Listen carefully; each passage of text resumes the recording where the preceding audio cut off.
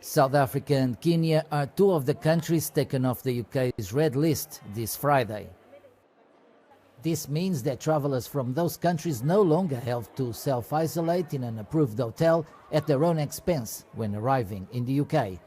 Brazil and Mexico have also been removed from the red list. All changes take effect from Monday, and passengers still need to fill a passenger locator form upon arrival. UK Transport Secretary said these changes mark the next step in opening travel, as it will allow families to reunite after being separated during the pandemic. The news have been welcomed by the travel industry, seriously affected during COVID-19. The changes do not apply to the devolved administrations in Scotland, Wales and Northern Ireland.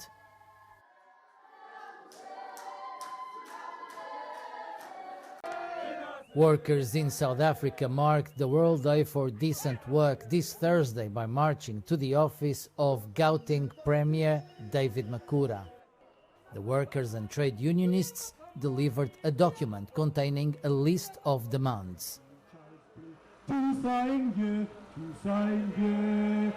are really highlighting the plight of workers. COSATU action is focusing on the following issues, comrades. Fight against corruption, fight against job losses and retrenchments, and stop an attack on collective bargaining, and stop on these budget cuts. The workers demand that the government fixes what they describe as economic mess that the country is in. Here because there's a lot of job losses.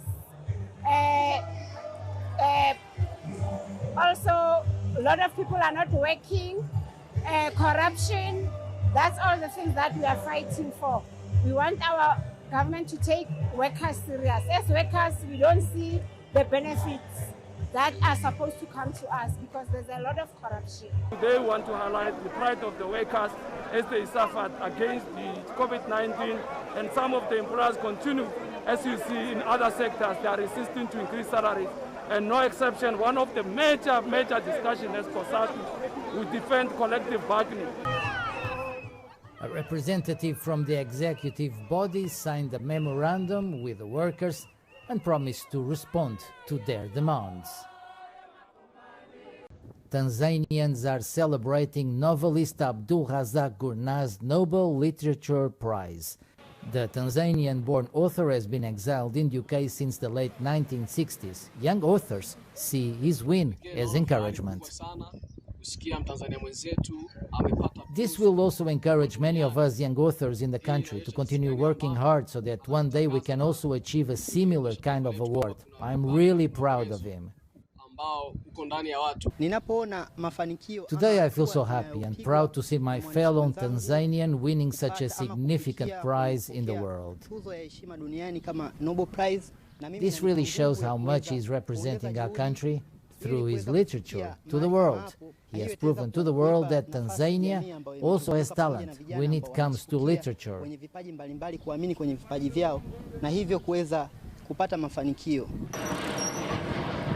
Abdul Razak Gurnah began writing as a 21-year-old in England. Although Swahili is his first language, English became his literary tool. For the first time on the occasion of an African-France summit, hundreds of young entrepreneurs, artists, researchers, athletes, students from Africa and France are gathered together in Montpellier, France. 3,000 guests in total, including over 1,000 young people from 12 African countries, are taking part. It's a very strategic policy that is bound to pay off, and this is really more interesting than in the past. The objective of the new Africa-France Summit, organizers say, is to share knowledge and listen to the youth of Africa and France who are building the future of the relationship between France and the African continent. The expectations are that a new word will be released and that also a certain number of historical pages will be turned, which have left traumas. Finally, the average age of the 3,000 participants here must be 20 years younger than the usual international meetings. And so these are people who are going to make their mark in their lives, in their careers, in their creations in the decades until the end of the 21st century. Participants also had time to catch some fun and some sporting activities.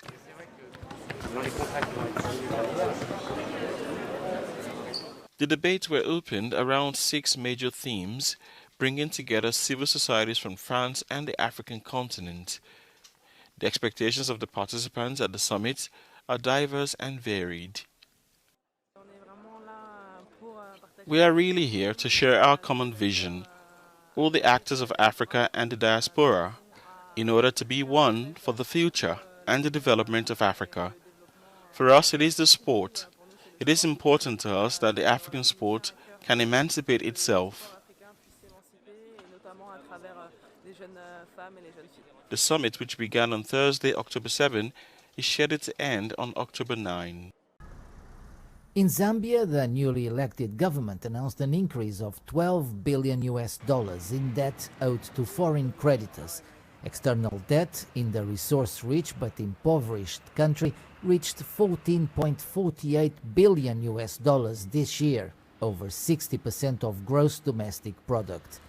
Of the total debt, China is the largest foreign creditor. Zambia owes China $6.18 billion, including unpaid interest. The debt is attributed to former President Edgar Lungu, who borrowed heavily to fund infrastructure projects in the country. The government, led by opposition leader Hakainde Hichilema, is in talks with the International Monetary Fund, IMF, seeking a bailout to restructure its debt.